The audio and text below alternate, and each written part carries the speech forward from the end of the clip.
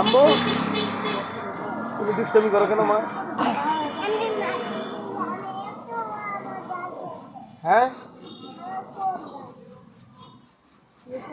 ওই যে এখানে পাতাকপি, মিষ্টি কুমড়া, লাউ, টমেটো, সিম, করলা, বেগুন, গোল বেগুন, পেঁপে, তারপরে কালা বেগুন, সিম, গাজর সমস্ত কিছু আছে এখানে। কামালপাড়া 21 নম্বর রোডের মাথায় পুরান বাজার।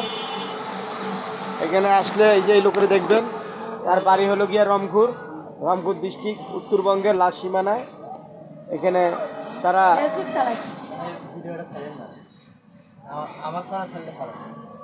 এই যে ওনার কাছে আসলে পাইবেন।